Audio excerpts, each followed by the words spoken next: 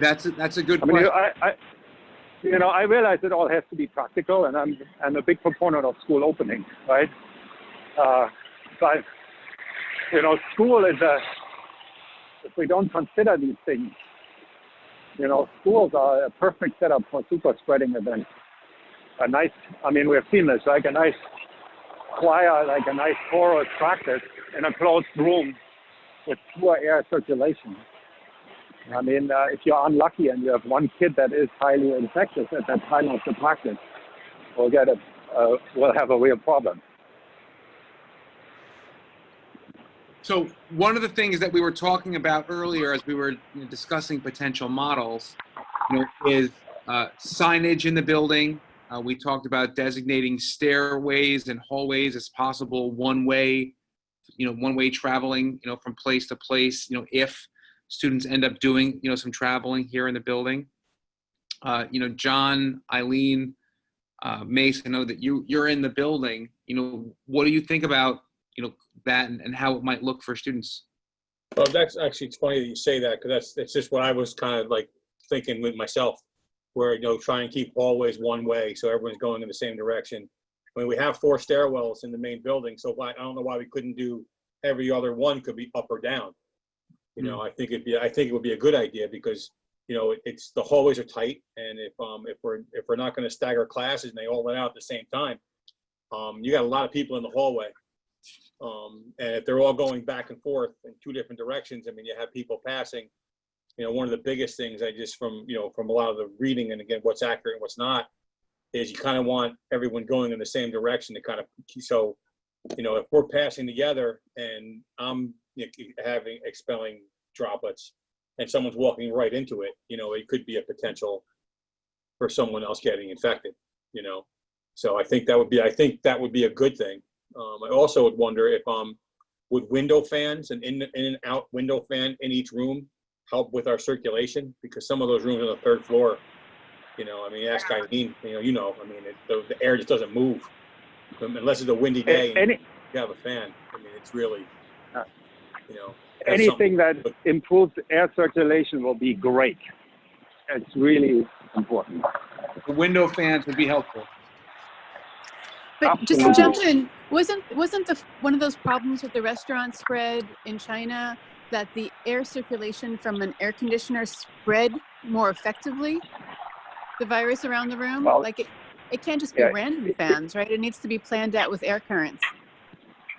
No, actually, so air conditioning is a big problem because it often recirculates the air, right? It sort of recirculates the infected air. So air conditioning can be re-engineered so that it takes in fresh air only, and then, blows it out outside. There are lots of engineering possibilities. I've been dealing with this in the hospital a lot, trying to make rooms negative pressure. Right, so the air conditioning engineering people, they can regulate this and improve airflow. In Germany, what they have done in schools is opening the doors and the windows and put a fan actually in the door, so that the air has to blow out the window. So it moves out of the building. Right, so if you put in window fans, they have to blow out, not in, so that the air from the classroom gets expelled out.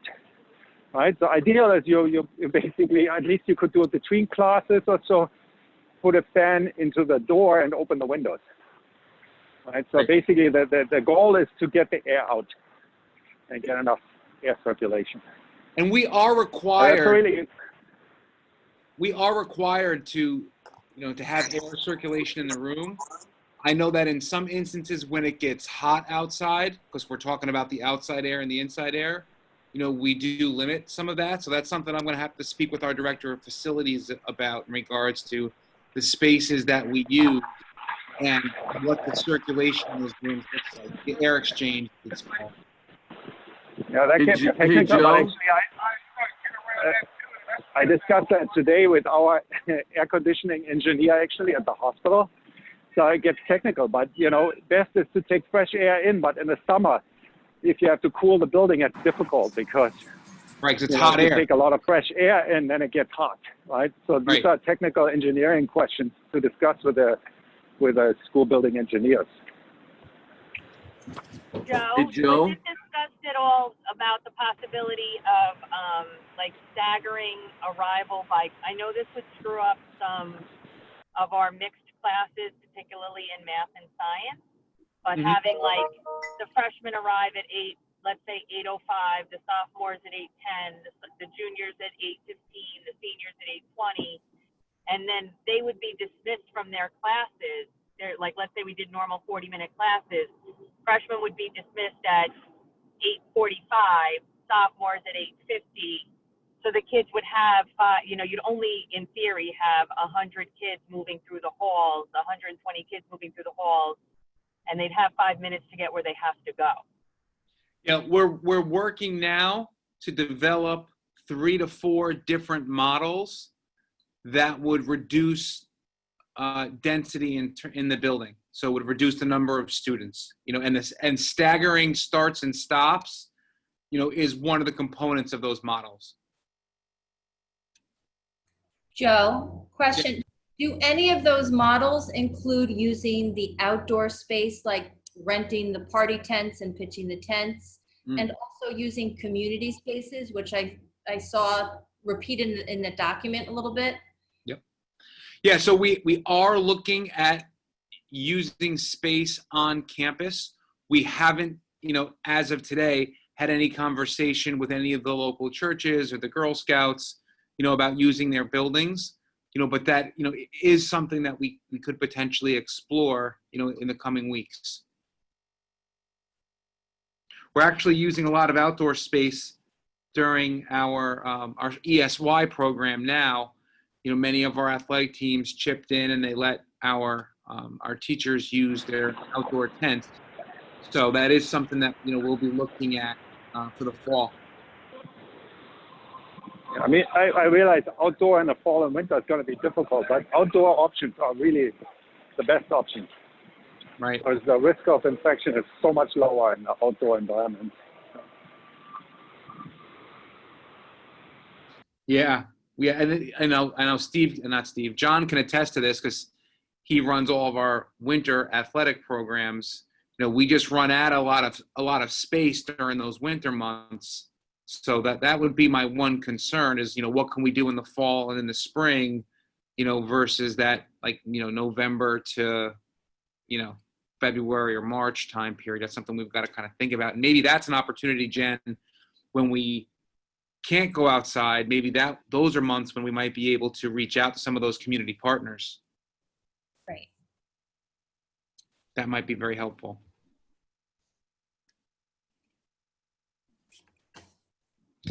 As far as education goes, we are going to have to do a significant amount of work with students, staff, families, all members of the school community once we have a plan in place, because this will be a very different way of being in the building, than we've had in the past. So I'm thinking about, we're going to have a conversation with kids about the traffic flow patterns that we put in place, the hand washing stations, hygiene recommendations, certainly the piece around the questionnaires and the work that they have to do. So each year with our staff, we do mandatory bloodborne pathogen training and we do sexual harassment in the workplace. I foresee us doing some similar work, with students this year around, reacclimating them to the building and then sharing all of this new information that they have to take into consideration, given how much things have changed since they were last in the building, in March. I think that's going to be important. John, on your end, in terms of health and safety, what have you heard about fall sports, winter sports, anything along those lines? Everything right now is in a holding pattern. The one document that came out yesterday from Cuomo's still says, there at this time there are no fall sports. If anything, I think the date may be pushed back if we do have fall sports, because they're not going to start August 24th before the kids' education starts. So Right. I think most of you probably saw New Jersey. They said their first football game is moved to October 2nd. They're going to start practices September 14th. But that all could change based on what happens, you know, from the rest of the month of July as well as August. I do have a meeting next week with Section 1. I know the state task force is meeting, you know, now that they have more information as to perhaps, you know, what it would look like. Just to share with the group, they have put out some different scenarios about moving sports to 2 seasons in the spring and not having state championships and just do it section by section. So for instance, say football field hockey and soccer would start like March 1st and go through April, and then baseball, softball, lacrosse would push back to like early May, but then go to June. So they have partial seasons. That's just one scenario. There were 6 different scenarios that were laid out. So there's really not much information I can give you as to what fall sports may look like or when it may begin. That's why I sent an email out to all the coaches yesterday, just keeping them updated, sending out some of the information that the state and the health department sent out, and told them, you know, I'm not going to be opening up Family ID for registration because you still have that 30-day health history. I do have a Google Doc ready to go for sign up, so coaches would know who is participating on what team, you know, that I would have you push out to the families, Joe. But, you know, like my other colleagues, we're putting that on hold because there's no reason to put it out now. Right. Okay. So I think the next steps of the work that, you know, that we're going to do is as we begin to select or move closer to a plan for the schedule for reentry, we can start to have some specific conversations about what the screening looks like when students arrive, the signage that we'll have in the building, the educational component that we build in for students and families, you know, as far as health and safety goes. And obviously, you know, Dr. Saudoff, a lot of what you shared in terms of the air ventilation and the circulation. What I'm going to do is schedule a meeting with Steve Chamberlain. He's our director of facilities tomorrow. And I'm going to walk around the building with him. Eileen, I'm going to specifically hit some of those upstairs rooms to have a conversation with him about the air exchange, because that's obviously very important. And then also, Jen, to your point, you know, what I'm going to do is dive back into that conversation with Mary about tents and district supplies, you know, and what we might be able to plan for some of these outdoor spaces, you know, at least during the fall months, then maybe seek some of those community partnerships during the winter months, and then look to get back outside in the spring. You know, one other thing that we've talked about, and John's familiar with this because he coordinates many of the activities that take place in our buildings, you know, when school ends, is that we are going to limit the number of outside organizations that use school facilities, you know, during the school year, you know, because we don't want to introduce large groups of people, you know, into the building if they don't need to be here. So, you know, some of the programs that happen are great, and on a typical year, we would approve building usage, but I think we're gonna scale that back significantly so that the cleaning efforts on a daily basis can happen. You know, one of the conversations I talked about earlier, you know, was that AM PM model, and you know, could we clean the building, you know, in between 2 sessions on a single day? That's another conversation I'm going to be having with Steve Chamberlain to determine whether or not that type of model is even feasible. Because back to that state guidance document, one of the things they talked about in the document is that any surface that is shared by a student has to be cleaned before another student comes to use it. which really makes moving around the building to multiple classrooms a big challenge. I've got to figure out if I can even make that work if the requirement is that those surfaces are cleaned and disinfected after every use. And that is in the current guidance document from the Department of Health. Joe, what do you think about like the end stairwells on the end of the halls, just making them one way so kids aren't crossing paths? Yeah, I think that's a great idea. In the coming weeks, what I'll do is, I'll probably do a walk of the building, and we'll determine, which staircases will be designated for up and down, which hallways, will be going in specific directions. And then obviously when kids get into the building, if someone is a little late, as a result of all those things, the teachers will know won't be an issue. Because I think one of the practical things that students will struggle with is they'll say, well, Mr. Plumbo, it's just shorter if I go this way. I know that happens to me at the grocery store. I go to an aisle, I see an arrow, and I'm like, oh, but I just want to go over there.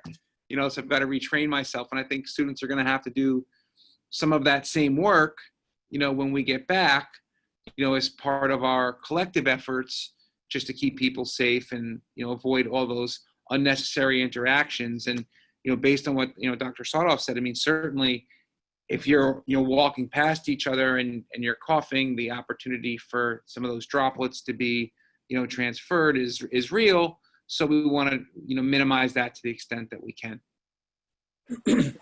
Has that been talked about, Joe? Like if a kid has like a common cold and is coughing a lot, would we recommend for them to stay home or how is that going to work? Yeah. So I think that if we noticed, that a student wasn't well, and it could be a number of ailments, we would ask our nurse to do a screening. We haven't developed a district policy, around that yet, or a protocol. That's something we'll do in the coming weeks, in collaboration with our school nurse, and put that in place for the school year. Well, talking about the cold, I was noticing that adults who are mask wearing will lift their mask to sneeze. Oh my gosh. And so it's like, what is their choice? Do they sneeze in their mask? Do they lift their mask and sneeze in an indoor room? I mean, there's a lot of logistics. Yeah. That needs to. Another thing I wanted to bring up is along that same line is, better than anybody, Joe. We're dealing with teenagers. They think they're invincible. They Right. think they know better than everybody. If they're going to be going back into the classroom, I'd almost want to see some sort of like video they have to watch and sign off on. Like if somebody becomes a scout leader or something, you have to watch a video about certain issues. Something with like a scared straight message, like clips of ERs or something. I don't know how Harold feels about that, but something where they see this, COVID is serious. There's so much information out there. Not a lot of it's on TikTok, just a real kind of short piece that they would watch, and it would make them realize, what, this is something that I do have to take seriously, because they're the first ones that'll walk down the hallway. And even if they're not supposed to be doing this or that, they'll greet their friends, they'll high five, they'll lift their mask, they'll hoot at each other. It's like whatever it is, compliance is going to be a big deal. Yeah. And as much as we talk about it and as much as they promise, I kind of feel like they have to internalize that message. If they don't want to do it, they're not going to. So I feel like some sort of serious, scared straight, really quick video they have to watch before they can go back. Yeah. I don't know. We'll brainstorm around that. I do think developing a meaningful educational component for the kids is going to be important. Whatever we develop, I think it's equally as important that we share it with parents too, because if we can get parents working in the same direction that we're going in, and kids are hearing common language at home and here in school, I think the likelihood of us being successful is greater than if they're hearing mixed messages. And obviously, anybody who turns on the television hears a lot of mixed messages 24/7 as part of the news cycle, unfortunately today. But hopefully we can work to help students grasp, the weight of what's happening, the real risks associated with getting sick, and hopefully they'll take some steps on, to help us. That'll be a big part of our work. Yeah, that's a really good idea. Melissa had, and I think probably there's some doctors out there that might be making this right now, knowing that school's going to be opening. So hopefully, it's something that we can get our hands on and, be able to educate the kids through video. I think it's a good idea.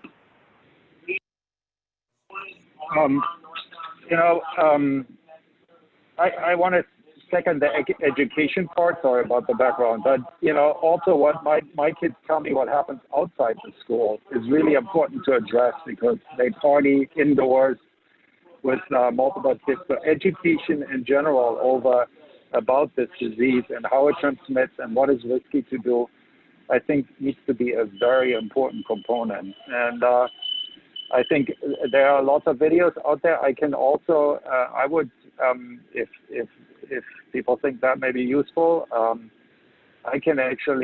would be willing to talk to the kids. I can also relate some of my experience as an ICU physician, what I experienced during the COVID surge in the ICU.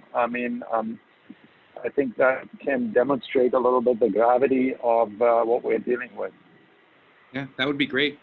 And we could perhaps get a couple of students involved in helping us create a video. That would be kind of neat too. We've got some students who are interested in filmmaking. Maybe they could do an interview and we could put together some things. I think that would be hopefully impactful, but it's something we can continue to work towards.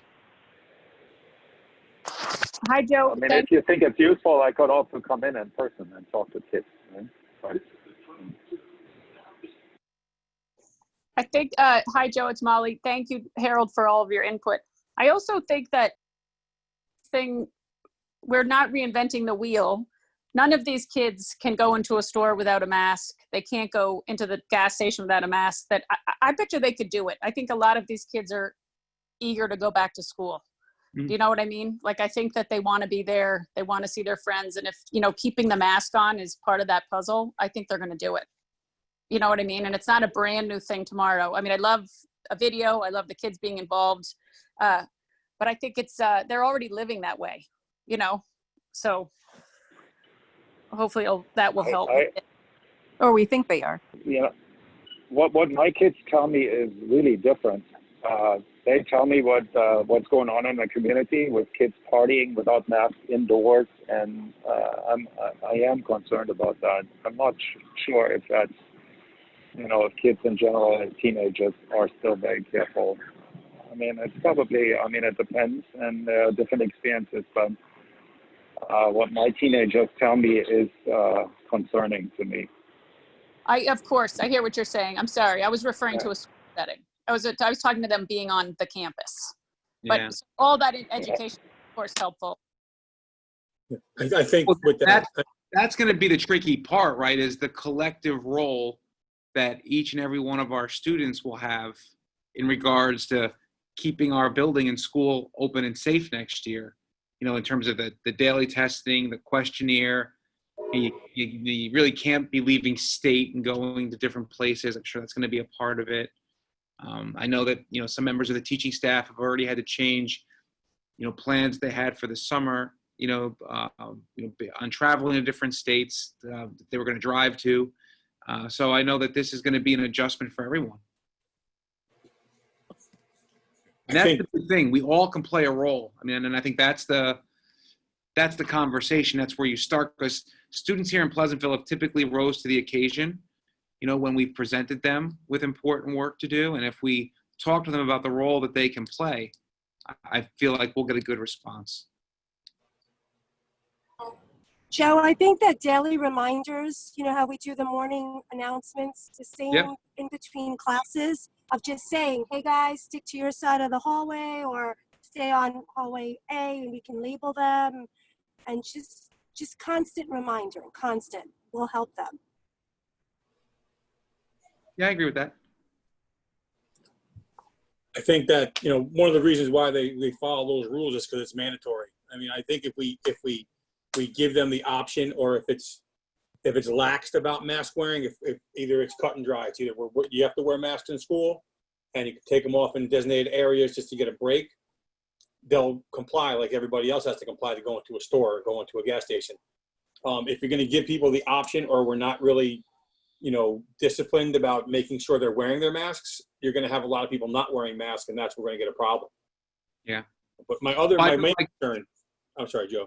I know, like for me, like I put this on, when I walk, when I get out of my car, I wear it when I get to my office, and I only go like this, when I sit down at my table and I start to work. There's nobody else in my office. But if I go to a common space, so I think the adults, kids are always looking at us, right? They're always watching, and they're always learning from us. Yep.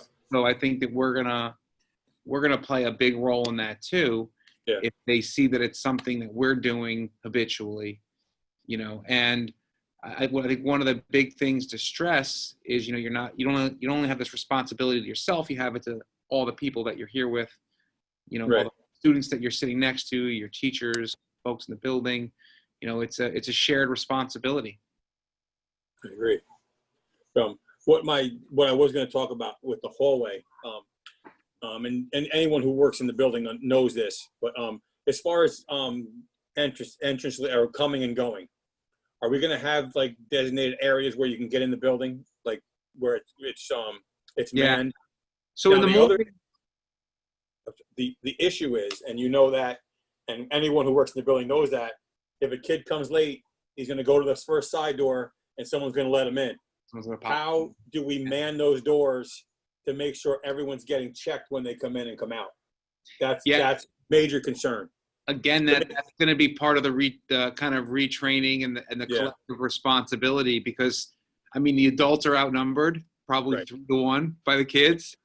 So if a student wants to pop a door somewhere, there's just no way to keep control of that or track of it in the moment. Obviously we can piece it together after the fact on most exterior doors, but that will be part of the ongoing conversation. And I feel like our kids, they're not 100% great with that on a good day, but I feel like we've gotten better. And I feel like when we explain to kids why, particularly in this situation with the screening, I think that they'll understand it more, and it'll become more important to them. Because in the past, we would say, because we want you to sign in, and then there's some kids that are like, oh, well, I'm late for English. I think if we tell kids that, we're doing this now to make sure that you're safe and that someone who is sick, gets the help that they need, and they don't get into the building and get somebody else sick, I think that's a far more compelling case, to make than the simple sign in, I think the kids will respond well. But there is always a possibility, we work with teenagers, that some won't, but I think the vast majority will respond well to us. One important thing to consider when you limit the entrance, the number of entrances, that you really want to avoid traffic jams, sort of, right? So if you limit access with very few entrances, you may create sort of a traffic jam, and then people crowd, and then that makes it difficult to keep distance. It's important to keep that in mind, I think. Right. Which is why when we developed that plan with the school nurses for the screening, I think we have to have multiple points of entry, and then what Coach Mace was talking about is during the school day, what will happen during off hours, is historically, because kids' schedules start at different times, kids will try to get in different areas, in the library, down in the cafeteria, over near the gymnasium, and they'll knock on the doors and their buddies will let them in. So that's something we can work on, and I do think, to your point, Harold, it is important that we have multiple points of entry so that we avoid that congestion. I think if points of entry are alphabetical rather than grades or choose your own, then kids will they won't come in in clumpy as they usually are. They won't necessarily walk in with their friends. They have to go to their assigned letter door, and then they're more likely to enter quickly to find their friends inside or to find their classroom. That's a good idea. Well, you can have the entry open and just do the screening down the hall, so you can social distance while they're while they're checking in or you're checking their temperature, especially by my office, the gymnasium entrance. You know, there's a lot of space there where, you know, kids could single file and be socially distanced, similar to graduation, where we put X's on the sidewalk, X's in the hallways to create that culture as soon as they get in the building. Right.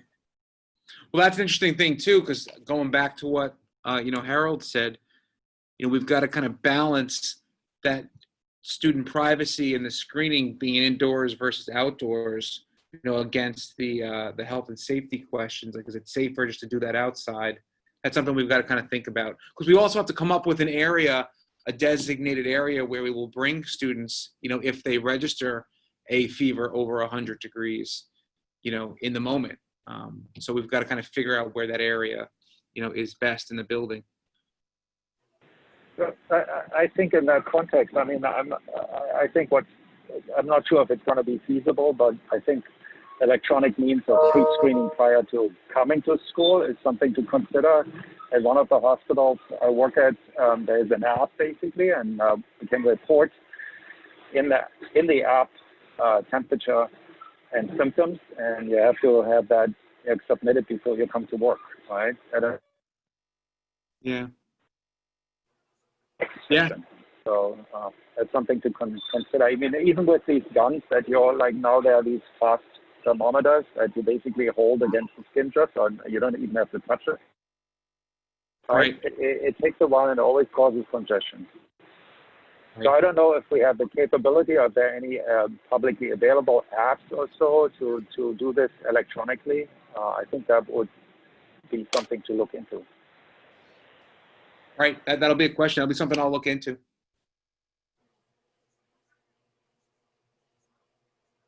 Joe, I got to run, so I have to leave the meeting.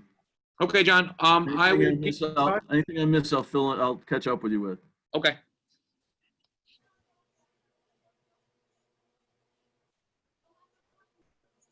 So I think next steps on our end will be, I'm going to share this video with the group along with the some notes that I've taken, and I'll put those notes in the bottom part of the document where the Zoom invite was, and that will become our working document.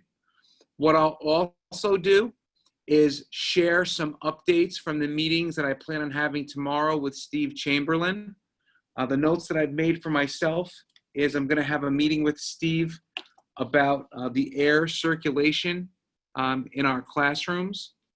I'm going to have a meeting with Steve to discuss the rate at which we could prepare rooms for instruction if we end up going with an AM/PM model. And then I'll also be meeting with the school nurse to speak with her about the screening that will take place and how many stations we can expect to have set up. I love the idea that Melissa shared about maybe doing that alpha. I think that would be a great way for us to have some consistency and know who will be entering which points of entry so that we don't have a lot of congestion. And then that last part that I'm going to do with Steve and Greg Fondy is that walk around the building and begin to identify where our signage will be, which halls will designate for one-way traffic, same thing with staircases. And then the last thing that I'll be working on, you know, is that educational component. I think it's important. It's important for families, for students, for our teaching staff, you know, just that we are putting all of the resources in place so that students and teachers understand what we're asking them to do here. We get good buy-in, and that we all embrace that collective role that we can play, you know, in making sure that the building is safe for everyone. I think that's just so important. And then what I'm thinking is either late this week or early next week, I'll have a few models for instruction. I'll have an update on the safety steps that we're going to be taking here in the building, and the educational components that we're working to develop. You know, we could meet early next week to kind of talk about next steps. Does that make sense? That's great. And then what I'll also do is I'll provide everybody with editing rights to that document. So if anybody has a resource or information that they'd like to share, in that document with the members of this team, that's obviously something that you could put there, and we could use, in our work together in the coming weeks.